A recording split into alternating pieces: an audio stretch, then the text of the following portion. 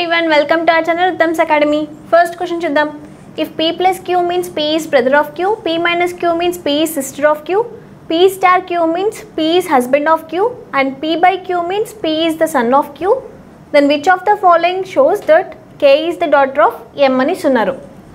So ఈ points కండిషన్స్ని base చేసుకొని ఇక్కడ ఇచ్చిన ఆప్షన్స్లో ఏ ఈక్వేషన్ అనేది K is daughter of M అనేది చూపిస్తుందో మనం కనుక్కోవాలి. ఫస్ట్ ఆప్షన్ తీసుకొని సాటిస్ఫై అవుతుందేమో చూద్దాం. ఫస్ట్ ఆప్షన్లో ఏమి ఇస్తున్నారు? L star K minus N plus M ఇస్తున్నారు. L star K అంటే ఏం తీసుకోవాలి? P is husband of Q అంటే L is husband of K కదా. L అనే వ్యక్తి K వాళ్ళ హస్బెండ్ అంట. సో వీళ్ళిద్దరు కపుల్స్ కదా. Next K minus N. Minus అంటే ఏం తీసుకోవాలి? P is sister of Q అంటే K is sister of N. K అనే పర్సన్ N వాళ్ళ సిస్టర్ అని ఇస్తున్నారు. N ప్లస్ M అంటే ప్లస్ అంటే ఏం తీసుకోవాలి? బ్రదర్ కదా. N is brother of M అనే రిలేషన్ వస్తుంది. బ్రదర్ అంటే మేల్ కాబట్టి ప్లస్ అనే సైన్తో రిప్రజెంట్ చేద్దాం. ఇప్పుడు ఈ రిలేషన్ని బేస్ చేసుకొని K is daughter of M అనేది ఫామ్ అవుతుందా? అవ్వదు కదా. సో ఫస్ట్ ఆప్షన్ అనేది రాంగ్. సెకండ్ ఆప్షన్ తీసుకొని చెక్ చేద్దాం. K plus L by N minus M ఇస్తున్నారు. ఫస్ట్ K ప్లస్ L అంటే ఏం తీసుకోవాలి? ప్లస్ అంటే బ్రదర్ రిలేషన్ కదా. K అనే పర్సన్ L వాళ్ళ బ్రదర్ అని ఇస్తున్నారు. L బై N అంటే బై అంటే ఏం తీసుకోవాలి? సన్ తీసుకోవాలి. L is son of N.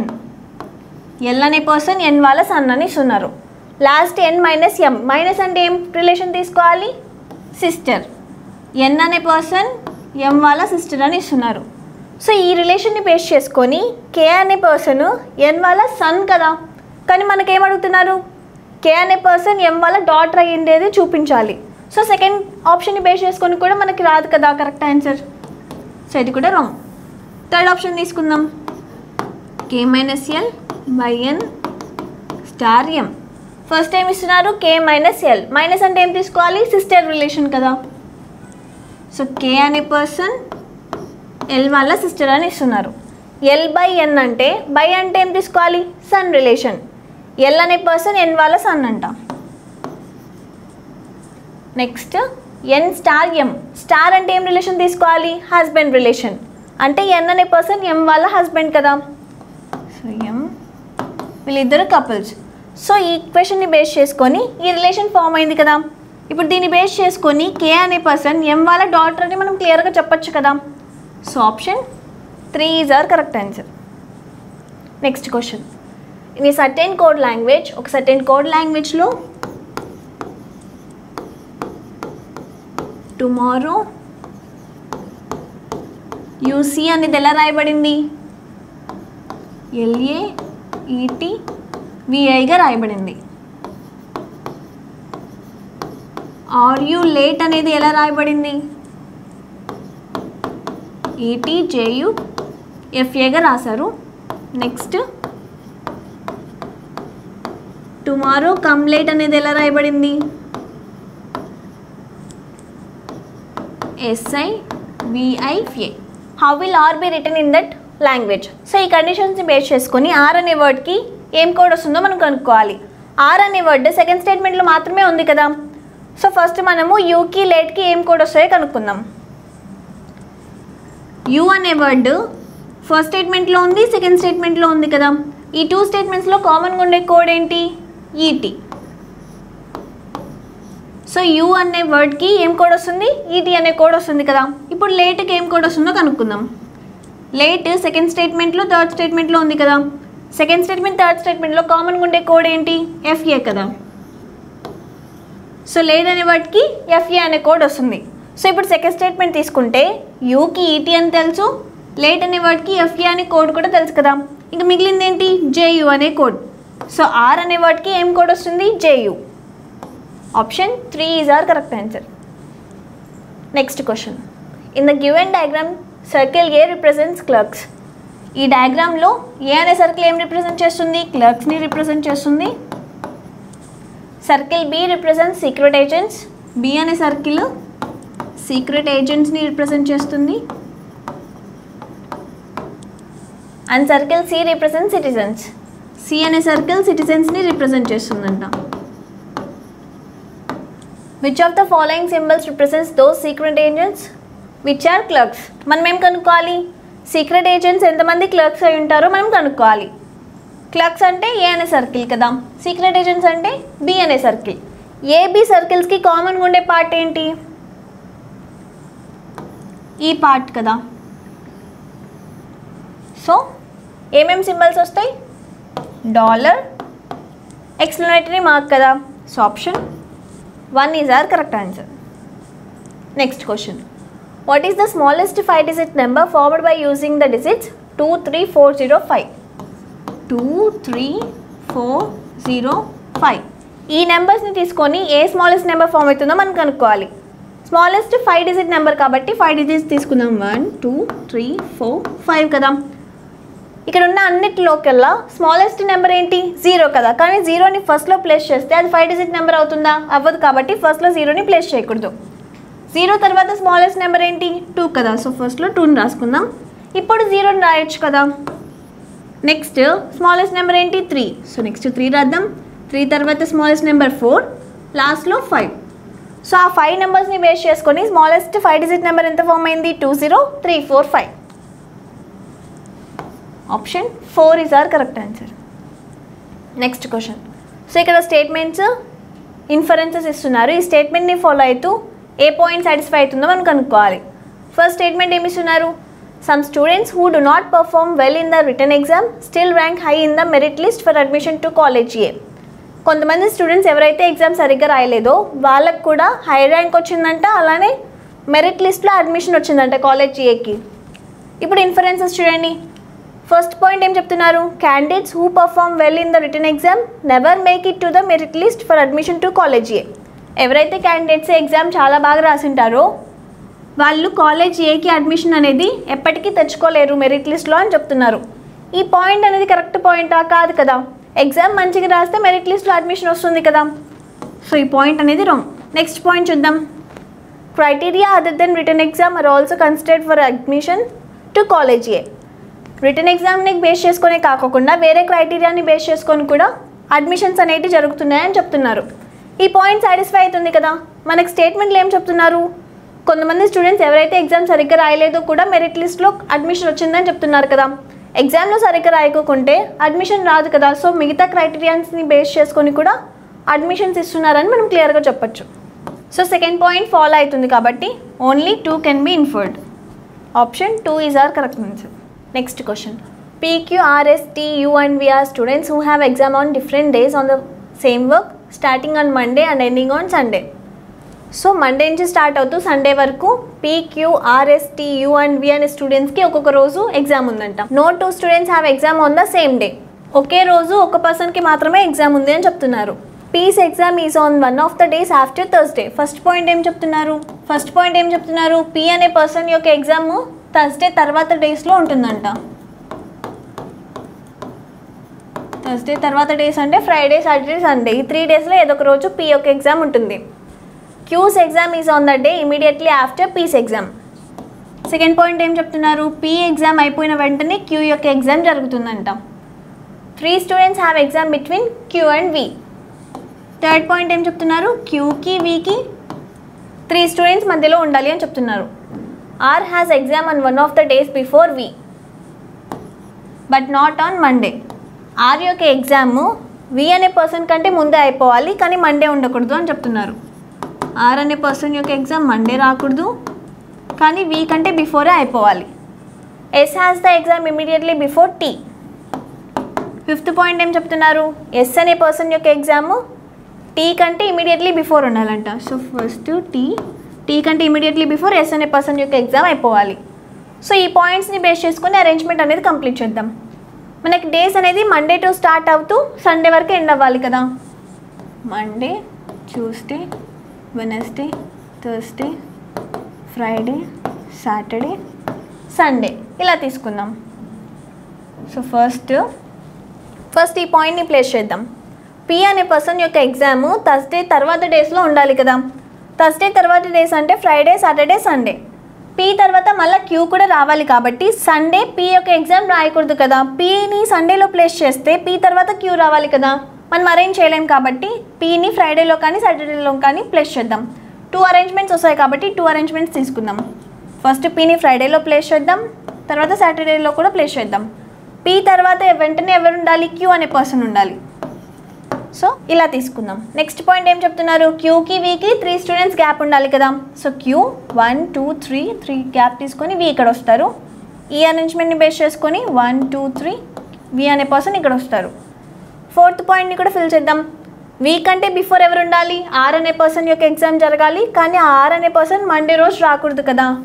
We కంటే ముందు ఆర్ రావాలి, కానీ ఈ అరేంజ్మెంట్ బేస్ చేసుకొని వీ కంటే ముందు ఆర్ రాయాలంటే ఖచ్చితంగా మండే రోజే రాయాలి కదా. కానీ మండే ఆర్ అనే పర్సన్ రాకూడదు అని క్లియర్గా చెప్తున్నారు కాబట్టి ఈ అరేంజ్మెంట్ తీసుకోకూడదు. ఈ అరేంజ్మెంట్ తీసుకుందాం. వీ కంటే ముందు ఆర్ అనే పర్సన్కి ఎగ్జామ్ జరగాలి, కానీ మండే ఉండకూడదు అంటే అప్పుడు ట్యూస్డేలో ఆర్ అనే పర్సన్ని ప్లేస్ చేయొచ్చు కదా. నెక్స్ట్ టీ కంటే ముందు ఎవరు రాయాలి? ఎస్ అనే పర్సన్ ఎగ్జామ్ రాయాలి. సో ఎస్టీని ఇలానే అరేంజ్ చేయాలి కాబట్టి 2 ప్లేసెస్ ఇక్కడ ఖాళీగా ఉన్నాయి కదా. సో ఇక్కడ ఎస్, ఇక్కడ టీని ప్లేస్ చేద్దాం. ఇంకా ఏ పర్సన్ మిగిలారు? యూ అనే పర్సన్ కదా. సో యూని ఇక్కడ ప్లేస్ చేద్దాం. సో ఈ పాయింట్స్ని బేస్ చేసుకుని అరేంజ్మెంట్ అనేది కంప్లీట్ అయింది కదా. ఇప్పుడు మనం ఏం కనుక్కోవాలి? On which day does you have the exam? You అనే పర్సన్ ఏ డే ఎగ్జామ్ రాస్తున్నారు? మండే కదా. So option 1 is our correct answer. Next question. Study the given pattern carefully and select the number that can replace the question mark in it. So ఇక్కడ కొన్ని numbers ఇస్తున్నారు కదా. Logic find out చేసిన తర్వాత question mark ప్లేస్లో ఏమొస్తుందో చూద్దాం. First కాలం తీసుకొని ఏం లాజిక్తో రిలేట్ అవుతున్నాయో చూద్దాం. 4 5 2 4 ఇస్తున్నారు. ఈ నెంబర్స్ అన్నీ యాడ్ చేసి చూద్దాం.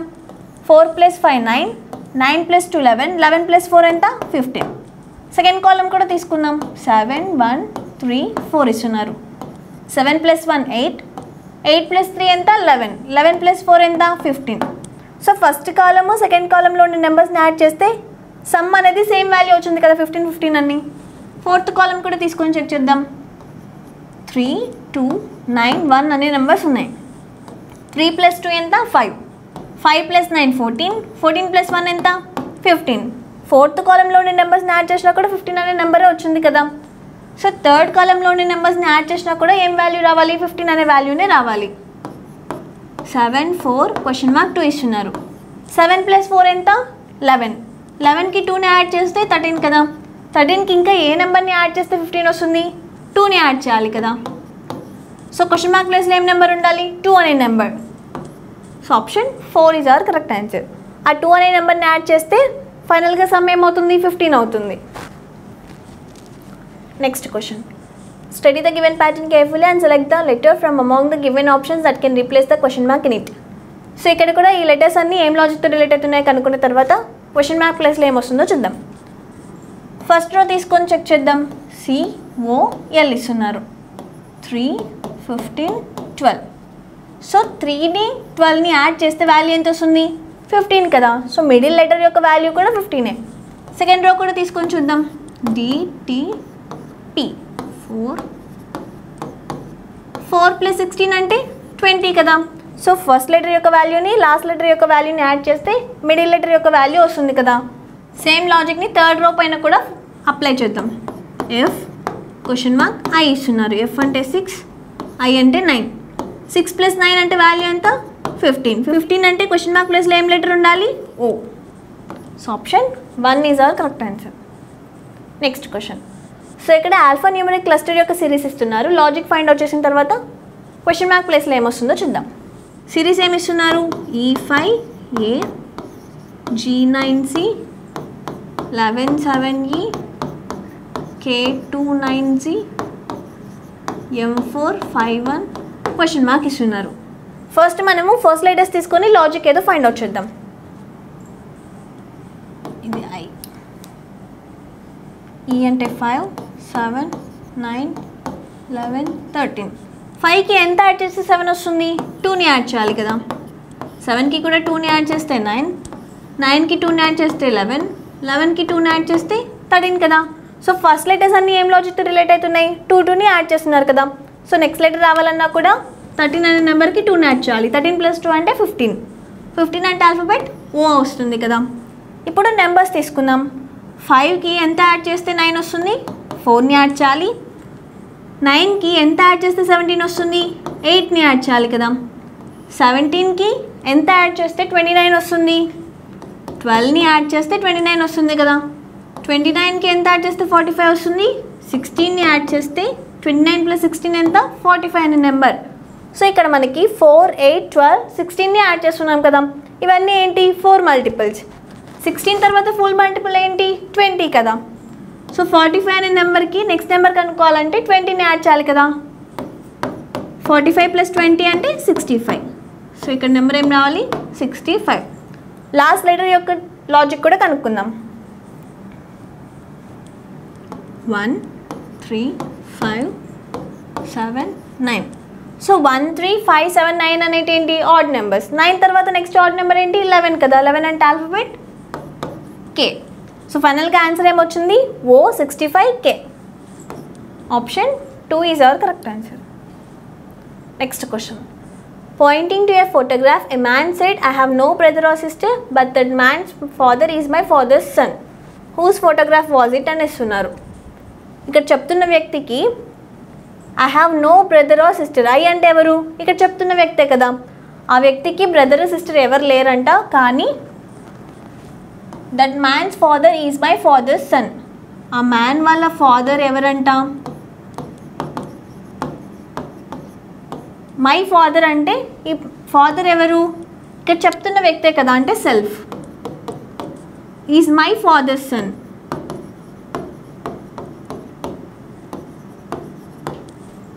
సో ఈ పర్సన్ వాళ్ళ ఫాదరు మా ఫాదర్ యొక్క కొడుకు అని ఇస్తున్నారు.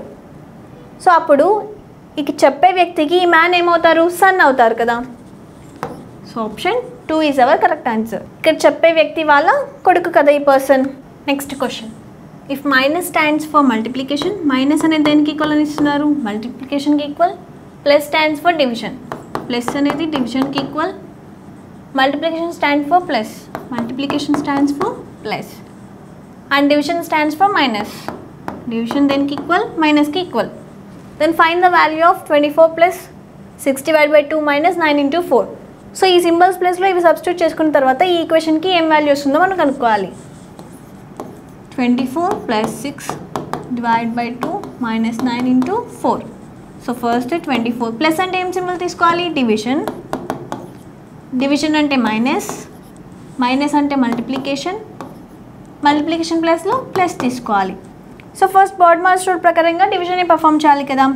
24 డివైడ్ బై 6 అంటే 4 మైనస్ 2 9s ఎంత 18 ప్లస్ 4, 4 ప్లస్ 4 ఎంత 8. 8 మైనస్ 18 అంటే వాల్యూ ఎంత వస్తుంది -10. So option 1 is our correct answer. Next question. How many words can be formed with or without meaning by using all letters of the word Delhi. Delhi అనే word ఇస్తున్నారు. ఈ వర్డ్లో ఉండే లెటర్స్ని use చేసి ఎన్ని వర్డ్స్ ఫామ్ అవుతాయో మనం కనుక్కోవాలి. టోటల్ ఎన్ని లెటర్స్ ఉన్నాయి 5 లెటర్స్ కదా.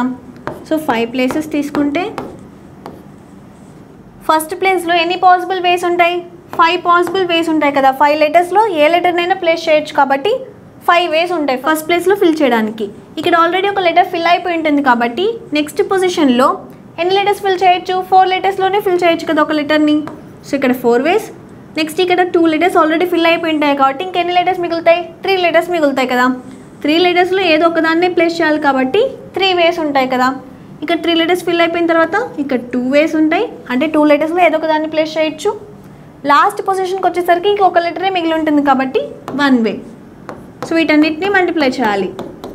5 × 4 × 3 × 2 × 1 అంటే 5 ఫ్యాక్టోరియల్ కదా. 5 ఫ్యాక్టోరియల్ అంటే వాల్యూ ఎంత 120.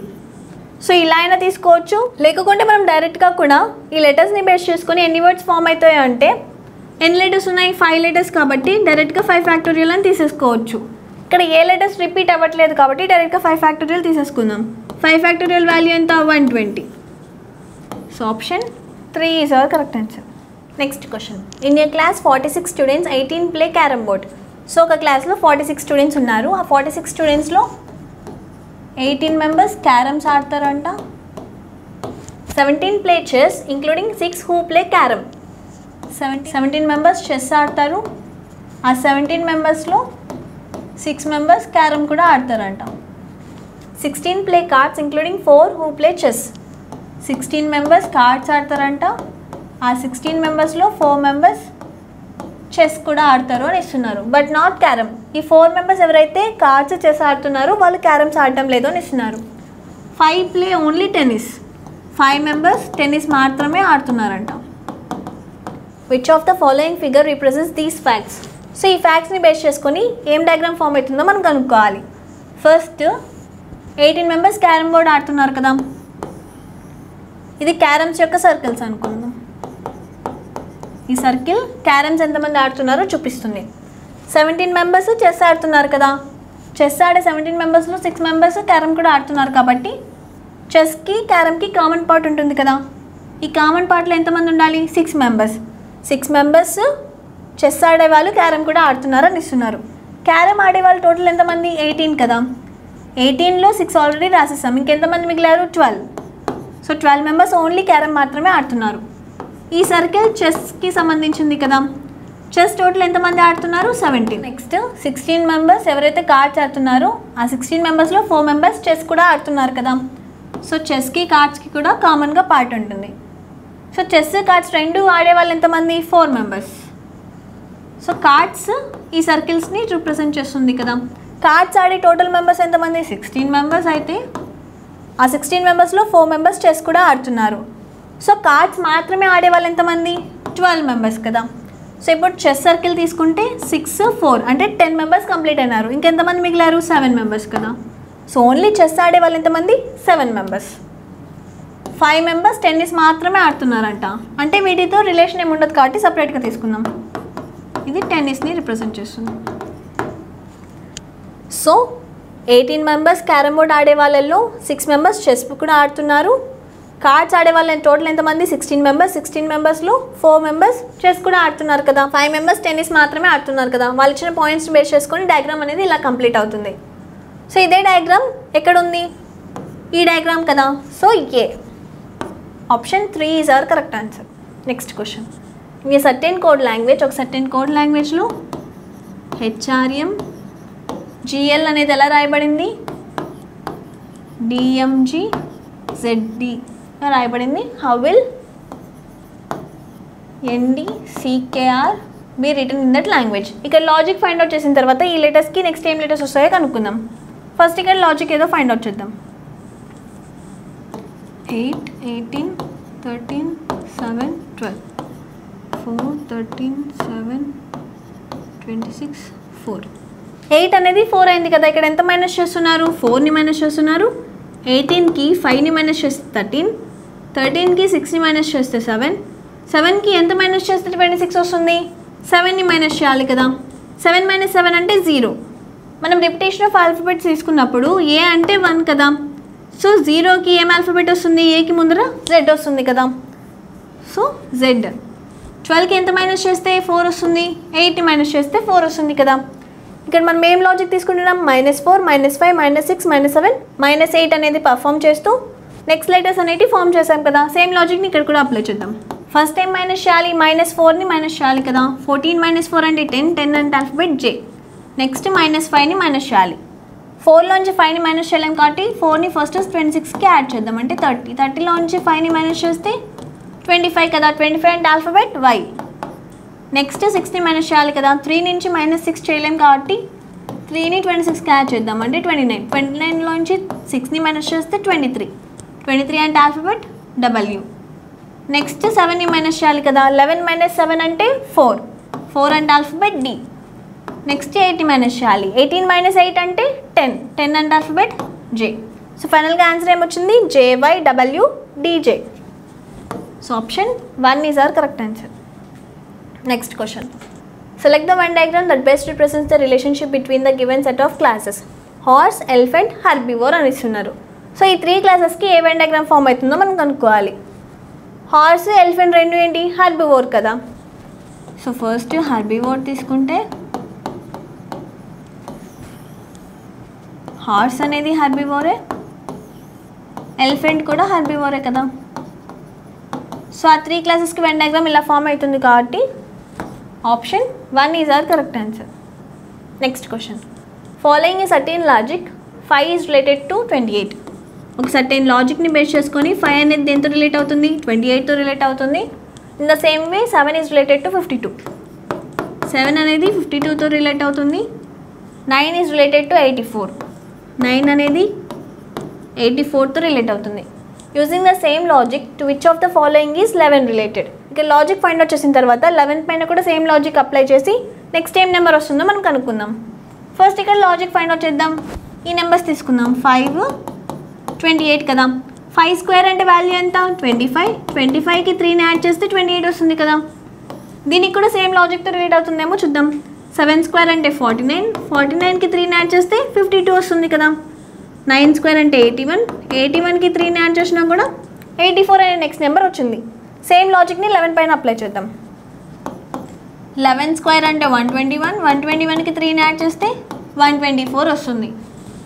So option 4 is our correct answer. Next question. Study the given pattern carefully and select the number from among the given options that can replace the question mark in it.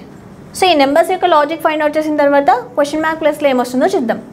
First column తీసుకొని logic ఏదో find out చేద్దాం.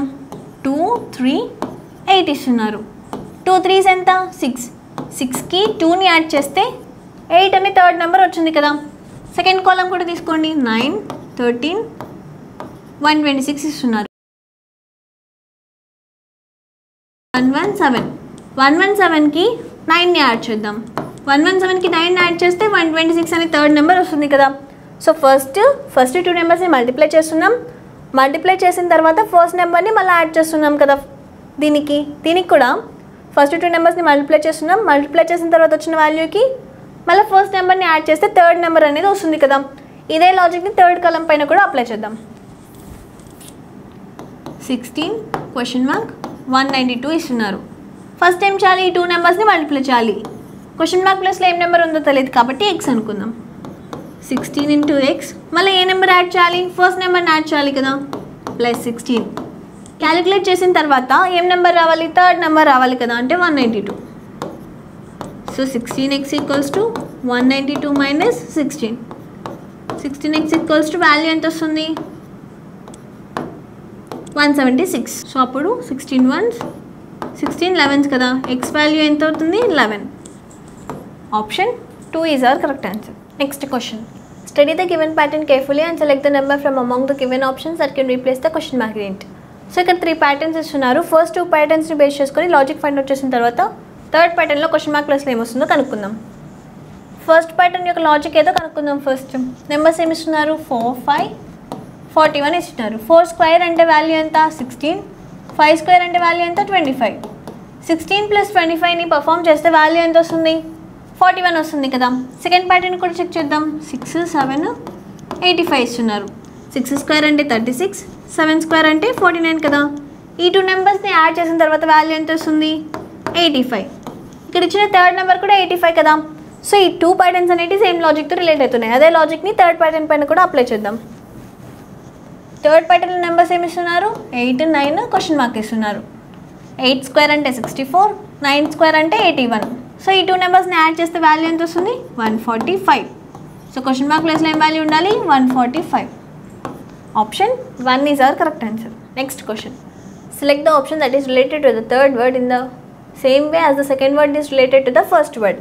Second word అనేది first వర్డ్తో ఏ లాజిక్తో relate అయిందో అదే logic base చేసుకొని third word నుంచి next ఏం వస్తుందో కనుక్కోవాలి. ఫస్ట్ 2 వర్డ్స్ ఏమి ఇస్తున్నారు? సీజన్, సమ్మర్ ఇస్తున్నారు. సమ్మర్ అనేది ఏంటి? సీజన్ కదా. సేమ్ అలానే మంత్ తర్వాత నెక్స్ట్ ఏం వర్డ్ వస్తుందో కనుక్కుందాం. ఆప్షన్స్ చూడండి. ఇయర్, డే, డిసెంబర్, వెదర్ ఇస్తున్నారు. ఇక్కడ ఇచ్చిన ఆప్షన్స్లో డిసెంబర్ అనేది ఏంటి? మంత్ కదా. సో సమ్మర్ అనేది ఒక సీజన్, డిసెంబర్ అనేది month. So option 3 is our correct answer. Next question. RYG is related to YRT. RYG అనేది వైఆర్టీతో రిలేట్ అవుతుందంట. ఒక సర్టెన్ లాజిక్ బేస్ చేసుకొని సేమ్ లాజిక్ బేస్ చేసుకొని EPB is related to PEY. అదే లాజిక్ బేస్ చేసుకొని EPB అనేది పీఈవైతో రిలేట్ అవుతుందంట. Which of the given options follows the same logic. ఈ రెండు ఏ లాజిక్తో రిలేట్ అవుతున్నాయో అదే లాజిక్ బేస్ చేసుకొని ఏ ఆప్షన్ సాటిస్ఫై అవుతుందో కనుక్కుందాం. ఫస్ట్ ఇక్కడ లాజిక్ ఏదో ఫైండ్ అవుట్ చేద్దాం. ఇక్కడ చూసినట్లయితే ఆర్వైని రివర్స్ చేస్తే వైఆర్గా రాసుకుంటున్నారు కదా. థర్డ్ లెటర్ చూడండి, జీ అనేది టీగా మారింది. జీటీ రెండు ఏంటి? ఆపోజిట్ లెటర్స్ కదా. ఇక్కడ కూడా చూసినట్లయితే ఈపీని తీసుకొని రివర్స్లో రాసుకుంటున్నారు పీఈ అని. పీకి ఆపోజిట్ లెటర్ ఏంటి? వై కదా. సో ఇప్పుడు ఆప్షన్స్ చెక్ చేద్దాం. సో ఏ ఆప్షన్ సాటిస్ఫై అవుతుందో. ఫస్ట్ ఆప్షన్ తీసుకుంటే ఏఎస్ఐ ఎస్ఏ ఆర్ ఇస్తున్నారు. ఏఎస్ని రివర్స్ చేస్తే ఎస్ఏ వస్తుంది కదా. నెక్స్ట్ థర్డ్ లెటర్ ఏంటి ఐ. ఐకి ఆపోజిట్ లెటర్ ఏంటి ఆర్ఏ కదా. సో సేమ్ లాజిక్ బేస్ చేసుకొని ఫస్ట్ ఆప్షన్ సాటిస్ఫై అవుతుంది కాబట్టి option 1 is our correct answer. Next question. PQ, RS, T, U, V and W are sitting around a circular table facing the center. So ఆ persons ఎంతమంది ఉన్నారు? 8 persons circular table చుట్టూ కూర్చుంటున్నారు, సెంటర్కి face చేస్తున్నారు. 5 6 7 8. First point ఏం చెప్తున్నారు? P sits third to the right of U. U అనే పర్సన్ ఇక్కడ ఉంటే యూకి థర్డ్ రైట్లో ఎవరు ఉండాలి? P అనే పర్సన్. సో ఇక్కడ Pని ప్లేస్ చేద్దాం. 1 person sits between P and T. So Pకి Tకి 1 పర్సన్ గ్యాప్ ఉండాలంట. సో అప్పుడు Tని ఇక్కడైనా ప్లేస్ చేయొచ్చు, ఇక్కడైనా ప్లేస్ చేయొచ్చు కదా. కరెక్ట్గా తెలియదు కాబట్టి పక్కన పాయింట్స్ లాగా రాసుకుందాం. P 1 పర్సన్ గ్యాప్ T ఇలానే రావచ్చు, T 1 పర్సన్ గ్యాప్ P ఇలానే రావచ్చు. S sits second to the left of Q. S అనే పర్సన్ క్యూకి సెకండ్ లెఫ్ట్లో ఉండాలంట. సో అప్పుడు అరేంజ్మెంట్ ఇలా వస్తుంది కదా. ఈ అరేంజ్మెంట్లో ఎస్ క్యూ రెండు లేవు కాబట్టి సపరేట్ పాయింట్గా రాసుకుందాం. Q is not immediate neighbour of P or U. Q అనే పర్సన్ యూకి పీకి నైబర్లో ఉండకూడదంట. సో అప్పుడు ఇక్కడ రాకూడదు, ఇక్కడ రాకూడదు, ఈ ప్లేసెస్లో రాకూడదు కదా క్యూ అనే person. V is an immediate neighbour of R. R అనే పర్సన్ వీకి ఇమీడియట్ నైబర్ అంట. సో అరేంజ్మెంట్ ఇలా అయినా రావచ్చు, విఆర్ ఇలా అయినా రావచ్చు కదా. Next V is not an immediate neighbour of U. V అనే పర్సన్ యూ యొక్క నైబర్ కాదంట. యూ నైబర్ ప్లేస్ అంటే ఈ 2 ప్లేసెస్ కదా, ఇక్కడ వి అనే పర్సన్ కూడా రాకూడదు. సో ఇప్పుడు వాళ్ళు ఇచ్చిన కండిషన్స్ అన్నీ అయిపోయినాయి కదా. ఈ కండిషన్స్ని బేస్ చేసుకొని అరేంజ్మెంట్ కంప్లీట్ చేద్దాం. క్యూ అనే పర్సన్ ఈ ప్లేసెస్లో రాకూడదు కదా, ఈ ప్లేస్లో కానీ ఈ ప్లేస్లో కానీ రావాలి. క్యూని ఇక్కడ ప్లేస్ చేస్తే క్యూకి సెకండ్ లెఫ్ట్లో ఎవరు ఉండాలి? ఎస్ ఉండాలి. క్యూకి ఫస్ట్ లెఫ్ట్, సెకండ్ లెఫ్ట్. ఈ పొజిషన్లో ఆల్రెడీ పీ ఉన్నారు కదా, ఎస్ని ప్లేస్ చేయొచ్చా? చేయలేం కాబట్టి ఇక్కడ క్యూ రాకూడదు. ఖచ్చితంగా క్యూ అనే పర్సన్ ఇక్కడ ఉంటారు. క్యూకి సెకండ్ లెఫ్ట్ అంటే ఈ పొజిషన్, ఇక్కడ ఎస్ రావాలి. నెక్స్ట్ పాయింట్ ఏంటి? ఆర్వి. ఆర్వి ఇద్దరు పక్కన పక్కనే ఉండాలి కదా. సో 2 ప్లేసెస్ ఖాళీగా ఉండేవి ఈ పొజిషన్స్ కదా. వి అనే పర్సన్ ఇక్కడ రాకూడదు అంటే ఖచ్చితంగా ఈ పొజిషన్లో రావాలి. సో వీని ఇక్కడ ప్లేస్ చేస్తే ఆర్ని ఇక్కడ ప్లేస్ చేద్దాం. సో ఇది కంప్లీట్ అయిపోయింది, ఇది కంప్లీట్ అయింది. ఈ పాయింట్ని బేస్ చేసుకొని చేద్దాం ఇప్పుడు అరేంజ్మెంట్. పీకి టీకి 1 పర్సన్ గ్యాప్ ఉండాలి. పీకి 1 పర్సన్ గ్యాప్తో టీని ఇక్కడ ప్లేస్ చేయొచ్చు కదా. ఇంకే పర్సన్ మిగిలారు? డబ్ల్యూ. సో డబ్ల్యూని ఇక్కడ ప్లేస్ చేద్దాం. సో ఆ పాయింట్స్ బేస్ చేసుకొని అరేంజ్మెంట్ అనేది కంప్లీట్ అయింది కదా. ఇప్పుడు ఏం క్వశ్చన్ అడుగుతున్నారు? Which of the following pairs represents the immediate neighbours of W. So డబ్ల్యూకి ఇమీడియట్ నైబర్స్ ఎవరో మనం కనుక్కోవాలి. డబ్ల్యూకి ఇమీడియట్ నైబర్స్ అంటే ఈ 2 పొజిషన్స్ కదా. ఏ పర్సన్స్ ఉన్నారు? Q, U. So option 3 is our correct answer. Next question. S denotes multiplication. S అనేది మల్టిప్లికేషన్కి equal. B denotes minus. B అనేది మైనస్కి equal. R denotes plus. R అనేది ప్లస్కి equal. V denotes division. V అనేది డివిజన్కి ఈక్వల్ అంట. Then what will be the value of the following expression. So ఈ లెటర్స్ ప్లేస్లో సింబల్స్ని ప్లేస్ చేసుకున్న తర్వాత ఈ ఎక్స్ప్రెషన్కి ఏం వాల్యూ వస్తుందో కనుక్కోవాలి. 14s 63 v2 1r 19 b 22 ఇస్తున్నారు. సో ఫస్ట్ ఎస్ అంటే ఏం సింబల్ తీసుకోవాలి? మల్టిప్లికేషన్. వి అంటే డివిజన్ తీసుకోవాలి. ఆర్ అంటే ప్లస్. బి అంటే ఏం సింబల్ తీసుకోవాలి? మైనస్ 22. సో ఫస్ట్ డివిజన్ని పర్ఫామ్ చేయాలి కదా. 14 ఇంటూ 63 డివైడ్ బై 21 అంటే వాల్యూ ఎంత? 3 ప్లస్ 19 మైనస్ 22. 14 3 ఎంత? 42. 19 మైనస్ 22 అంటే వాల్యూ ఎంత వస్తుంది? -3 కదా. 42లోంచి 3ని మైనస్ చేస్తే ఫైనల్గా వాల్యూ ఎంత? 39. So option 3 is our correct answer. Next question. So ఇక్కడ స్టేట్మెంట్స్ కంక్లూషన్స్ ఇస్తున్నారు. ఈ స్టేట్మెంట్స్ని ఫాలో అయితే ఏ కంక్లూషన్ సాటిస్ఫై అవుతుందో కనుక్కుందాం. ఫస్ట్ స్టేట్మెంట్ ఏమి ఇస్తున్నారు? Some fruits are flowers. Diagram ఫార్మాట్లో కన్వర్ట్ చేద్దాం. ఫ్రూట్స్లో కొంతమంది, ఫ్లవర్స్ అని ఇస్తున్నారు. నెక్స్ట్ ఏమి ఇస్తున్నారు? All herbs are flowers. Herbs అన్ని ఫ్లవర్స్ అని ఇస్తున్నారు. సో ఆ 2 స్టేట్మెంట్స్కి డయాగ్రామ్ ఇలా ఫామ్ అవుతుంది కదా. ఇప్పుడు కంక్లూషన్ చెక్ చేద్దాం. All flowers are herbs. Flowers అన్నీ హర్బ్స్ అవుతాయా? అవ్వవు కదా. హర్బ్స్ అన్నీ ఫ్లవర్స్ అవుతాయి కానీ ఫ్లవర్స్ అన్నీ హర్బ్స్ అవ్వవు. సో సో ఫస్ట్ కంక్లూషన్ అనేది రాంగ్. నెక్స్ట్ ఏమి ఇస్తున్నారు, no herb is a fruit. హర్బ్కి ఫ్రూట్కి అసలు రిలేషనే లేదు కదా, నో అనే కంక్లూషన్ ఫామ్ అవుతుందా, అవ్వదు. కాబట్టి సెకండ్ కంక్లూషన్ కూడా wrong. So neither conclusion 1 nor 2 follows. Option 1 is our correct answer. Next question. W, T are married to each other and have only 2 children. W, T వీళ్ళిద్దరు couples, వీళ్ళకి 2 children ఉన్నారంట. K and M are married to each other and have only 3 children. K, M వీళ్ళిద్దరు కూడా marriage చేసుకున్నారు, వీళ్ళకి 3 children ఉన్నారు అని చెప్తున్నారు. R is the only sister of S and Y. R అనే పర్సన్ ఓన్లీ సిస్టర్ అంటే ఎవరికి, ఎస్కి వైకి. ఎన్స్ మదర్ ఈజ్ టీ. ఎన్ వాళ్ళ మదర్ ఎవరు, టీ అని ఇస్తున్నారు. సో ఇక్కడ టీ ఉన్నారు కదా, టీ అనే పర్సన్ ఎవరి వాళ్ళ మదరు, ఎన్ వాళ్ళ మదర్ అని ఇస్తున్నారు. సో అప్పుడు డబ్ల్యూ మేల్ కదా,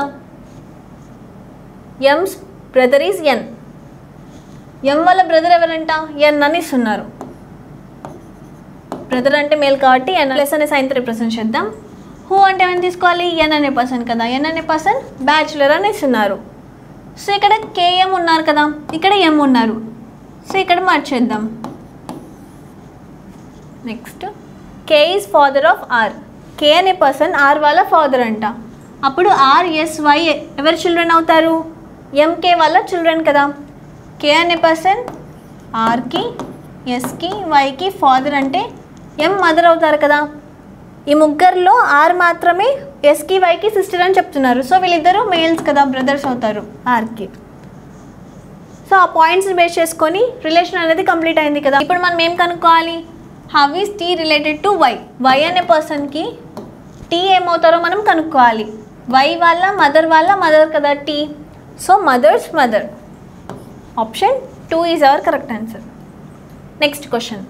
సో ఇక్కడ లెడే క్లస్టర్ యొక్క సిరీస్ ఇస్తున్నారు. లాజిక్ ఫైండ్ అవుట్ చేసిన తర్వాత క్వశ్చన్ మార్క్ ప్లేస్లో ఏమొస్తుందో చూద్దాం. ACE, HJL, OQS question mark ఇస్తున్నారు. సో ఇప్పుడు వీటి వాల్యూస్ రాసుకుంటే 1 3 5 8 10 12 15 17 19. ఫస్ట్ లెటర్స్ తీసుకొని లాజిక్ ఏదో ఫైండ్ అవుట్ చేద్దాం.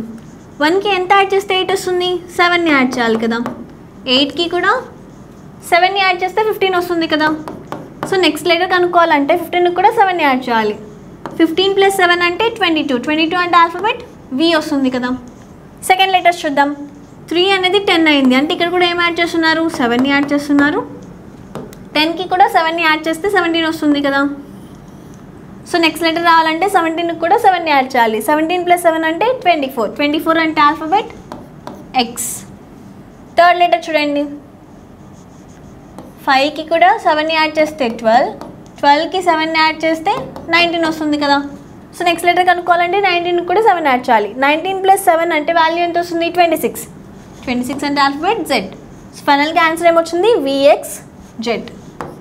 Option 2 is our correct answer. Next question. A drives 12 kilometers to the west from point P. A అనే పర్సన్ పి అనే point నుంచి 12 kilometers వెస్ట్ డైరెక్షన్లో ట్రావెల్ చేస్తున్నాడంట. He then takes a right turn, drives 6 kilometers and reaches the point Q. So ఈ పాయింట్కి reach అయిన తర్వాత 6 kilometers walk చేస్తున్నాడు రైట్ టర్న్ తీసుకొని. అప్పుడు Q అనే పాయింట్కి రీచ్ అయ్యాడంట. Drives 5 kilometers and reaches point S. ఈ పాయింట్ నుంచి రైట్ టర్న్ తీసుకొని 5 kilometers వాక్ చేస్తున్నాడు. అప్పుడు ఎస్ అనే పాయింట్ దగ్గరకు వస్తున్నాడంట. He then takes a final right turn, drives 10 kilometers and stops at T. ఈ పాయింట్కి వచ్చిన తర్వాత రైట్ టర్న్ తీసుకొని 10 kilometers వాక్ చేస్తున్నాడంట. సో 10 kilometers అంటే ఈ డిస్టెన్స్ కంటే ఎక్కువ కదా. సో ఇక్కడికి వస్తుంది. టీ అనే పాయింట్కి రీచ్ అయిన తర్వాత స్టాప్ అవుతున్నాడు. Which of the following will take him to the point P from point T. So ఇప్పుడు మనము టీ నుంచి పీ దగ్గరికి వెళ్ళాలి. ఎలా ట్రావెల్ చేయాలి, ఫస్ట్ ఈ పాయింట్ దగ్గర నుంచి లెఫ్ట్ టర్న్ తీసుకొని ఈ డిస్టెన్స్ ట్రావెల్ చేసిన తర్వాత ఈ పాయింట్కి వస్తారు కదా. ఈ పాయింట్ నుంచి మళ్ళీ లెఫ్ట్ టర్న్ తీసుకొని పి అనే పాయింట్కి రీచ్ అవ్వచ్చు. సో ఇప్పుడు మనము ఈ డిస్టెన్స్ ఎంతో కనుక్కోవాలంటే ఈ టోటల్ డిస్టెన్స్ ఎంత, 12 కదా. ఈ పార్ట్ డిస్టెన్స్ ఎంత, 5. సో 12లోంచి 5 డిస్టెన్స్ అయిపోయింది కాబట్టి ఇంకెంత డిస్టెన్స్ మిగులుతుంది, 7 కదా. సో ఈ పార్ట్ యొక్క డిస్టెన్స్ 7. ఈ టోటల్ డిస్టెన్స్ ఎంత, 10 కదా. సో ఇక్కడ నుంచి ఇక్కడి వరకు 6 కదా డిస్టెన్స్, ఇంకెంత మిగులుతుంది, ఈ పార్ట్ 4 కిలోమీటర్స్ అవుతుంది కదా. సో ఇది కూడా సేమ్ డిస్టెన్స్ కాబట్టి ఇక్కడ 4 కిలోమీటర్స్. ఫస్ట్ టీ అనే పాయింట్ దగ్గర నుంచి ఈస్ట్ డైరెక్షన్ తీసుకొని 7 కిలోమీటర్స్ వాక్ చేయాలి, అప్పుడు ఈ పాయింట్కి రీచ్ అవుతారు కదా. ఈ పాయింట్ నుంచి లెఫ్ట్ టర్న్ తీసుకొని 4 కిలోమీటర్స్ వాక్ చేయాలి కదా, లెఫ్ట్ టర్న్ తీసుకొని 4 కిలోమీటర్స్ వాక్ చేయాలి. సో ఇక్కడ నుండి ఆప్షన్స్లో ఏది సాటిస్ఫై అవుతుంది, సెకండ్ ఆప్షన్ కదా. Drive 7 kilometres to the east, first 7 kilometres east డైరెక్షన్లో డ్రైవ్ చేయాలి, తర్వాత take a left turn and drive 4 kilometres. Left turn తీసుకొని 4 కిలోమీటర్స్ ట్రావెల్ చేస్తున్నారు కదా. So option 2 is our correct answer. Next question, select the option in which the 2 numbers share a different relationship from that shared by the 2 numbers in the rest of the options. So ఇక్కడ ఇచ్చిన 4 ఆప్షన్స్లో ఒకటి add one out, ఏది odd one అవుటో మనం కనుక్కుందాం. First option ఏమి ఇస్తున్నారు, 8, 72 ఇస్తున్నారు. 72 అనే నెంబర్ 8తో పర్ఫెక్ట్గా డివైడ్ అవుతుంది కదా, 9 అనే వాల్యూ వస్తుంది. సెకండ్ ఆప్షన్ తీసుకుందాం, 13, 210 ఇస్తున్నారు. 210 అనే నెంబర్ 13తో డివైడ్ అవుతుందా, అవ్వదు కదా. థర్డ్ ఆప్షన్లో కూడా 5, 42 ఇస్తున్నారు. 42 అనే నెంబర్ 5తో డివైడ్ అవ్వదు కదా. ఫోర్త్ ఆప్షన్లో కూడా 9, 110 ఇస్తున్నారు. 110 అనే నెంబర్ 9తో కూడా డివైడ్ అవ్వదు. So second option, third option, fourth option అనేవి సేమ్ లాజిక్తో రిలేట్ అవుతున్నాయి. ఫస్ట్ ఆప్షన్లో ఉండే నెంబర్స్ 8, 72. 72 అనే నెంబర్ 8తో పర్ఫెక్ట్గా డివైడ్ అవుతుంది కదా. So first option is our odd one out. Next question, so ఇక్కడ స్టేట్మెంట్స్, కంక్లూషన్స్ ఇస్తున్నారు. ఈ స్టేట్మెంట్స్ని ఫాలో అవుతూ ఏ కంక్లూషన్ సాటిస్ఫై అవుతుందో చూద్దాం. ఫస్ట్ స్టేట్మెంట్ ఏమి ఇస్తున్నారు, ఆల్ పోయమ్స్ ఆర్ స్టోరీస్ ఇస్తున్నారు. పోయమ్స్ అన్నీ స్టోరీస్ అని చెప్తున్నారు. సెకండ్ పాయింట్ చూడండి, all articles are poems. Articles అన్నీ పోయమ్స్ అని చెప్తున్నారు. సో ఆ 2 స్టేట్మెంట్స్కి డయాగ్రామ్ ఇలా ఫామ్ అవుతుంది కదా. ఇప్పుడు కంక్లూషన్ చూద్దాం. All articles are stories, articles అన్నీ స్టోరీస్ లోపల ఉన్నాయి కదా. సో ఫస్ట్ కంక్లూషన్ అనేది ఫాలో అవుతుంది. నెక్స్ట్ కంక్లూషన్ చూడండి, no story is an article. మనకిచ్చిన స్టేట్మెంట్స్లో నో అనే స్టేట్మెంటే లేదు కదా. సో అప్పుడు కంక్లూషన్లో కూడా నో అనే కంక్లూషన్ ఫామ్ అవ్వదు కాబట్టి సెకండ్ కంక్లూషన్ అనేది ఫాలో అవ్వదు. Only conclusion 1 follows. Next question, 4 terms have been given out of which 3 are alike in some manner and 1 is different. Select the one that is different. So ఇక్కడ ఇచ్చిన 4 ఆప్షన్స్లో ఏది odd one అవుటో మనం కనుక్కోవాలి. Options ఏమి ఇస్తున్నారు, volume, metre, second, kilogram ఇస్తున్నారు కదా. సో మీటర్, సెకండ్, కిలోగ్రామ్ అనేది ఫండమెంటల్ యూనిట్స్, వాల్యూమ్ అనేది ఫిజికల్ యూనిట్ కదా. So second option, third option, fourth ఆప్షన్కి డిఫరెంట్గా ఉండేది ఏంటి, first option. So option 1 is our odd one out.